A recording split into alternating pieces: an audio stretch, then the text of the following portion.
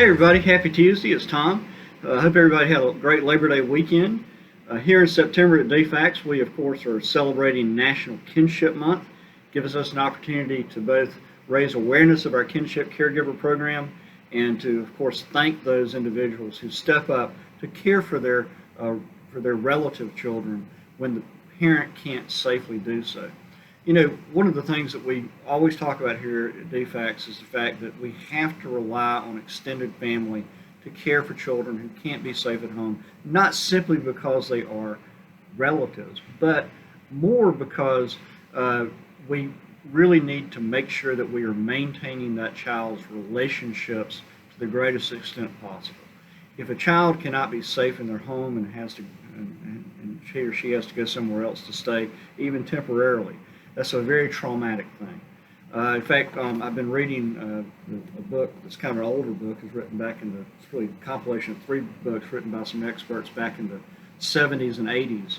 And one of the things I just happened to read yesterday is, I think, something that's very true for our work. Continuity of relationships is essential for a child's healthy development. And so if we can, in a situation where a child cannot remain safely in the home, if we can keep that child with a grandmother, with even a fictive kin, someone who might as well be an aunt, or any other relatives, especially if those relatives live in the same community, especially if they already have a relationship with the child. If we do that on a temporary basis or even on a long-term basis, it helps alleviate some of the child's fears, some of the child's trauma that they experience for not being able to stay at home with their parent. Alleviate some of the trauma they've gone through.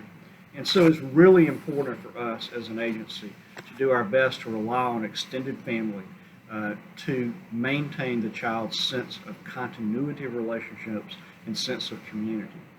This month, of course, we are having some webinars as part of our celebration of this month. Last week we had one on self-care.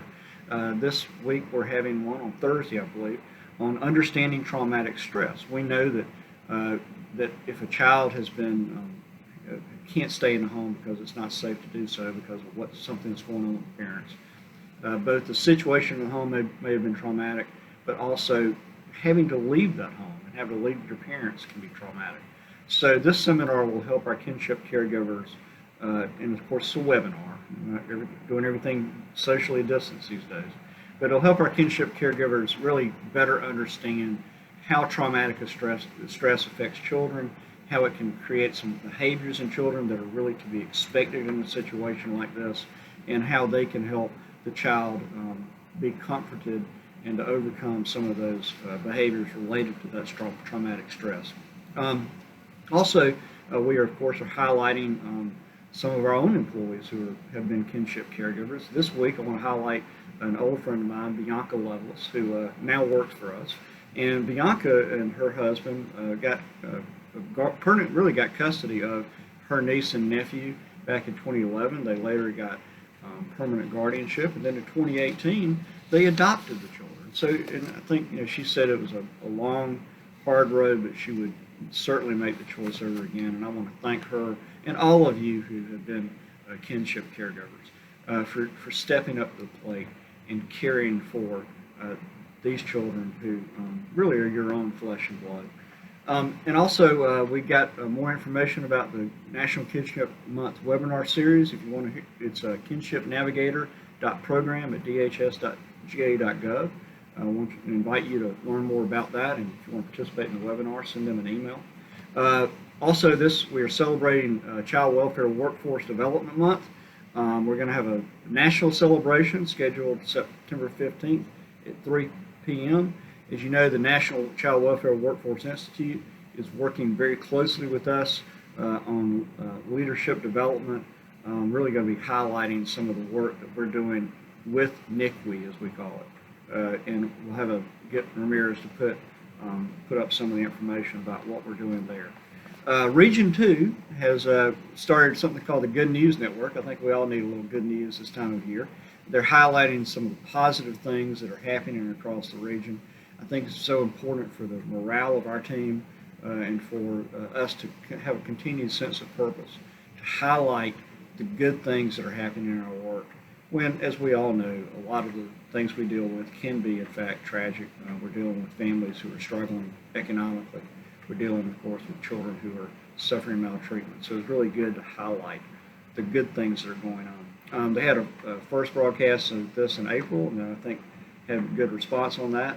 And if you're being interested in being added to the distribution for list for that, please talk to our folks in communications, and we'll get you on that. So back on OFI, we of course have had a significant increase in call volume on the EPI card for TANF, the DHS and DBHDD payroll, the EBT for SNAP, and then of course the PEBT. So customer service is experiencing higher than normal call volumes. So we just want to recommend to folks that call volumes are lower between 8 p.m. and 8 a.m. if you want to call at that time. You can also do things online, and we'll post the link to that. Ramirez will help me with that. So on the PBBT, of course, which is our program through which we're issuing funds for families that should have been receiving free and reduced lunch back in the spring when school was shut down. We've issued about $193 million so far. And of course, a lot of that was already to SNAP families, but we still want to remind that folks that were not on SNAP that they need to go on the website and claim those benefits. So we expect, I think we've got about another $60 million of benefits out there left to be claimed based on our calculations. So really want to encourage folks whose children qualify for that program to go out there and claim those benefits. Just again, OFI is going great. All your work is very timely. We're over 90% on everything. We're very close to meeting our agency goal of 95%. And I really appreciate the dedication that all of you, not only in OFI, but also in child welfare and administration and everywhere else. Thank you for all you're doing. Thank you for your dedication. Times continue to be difficult for us with the continuing effects of the pandemic, both health-wise and economic-wise. But keep your chin up. We're going to get through this, and I appreciate y'all every day. So thanks, and we'll see you probably next Tuesday.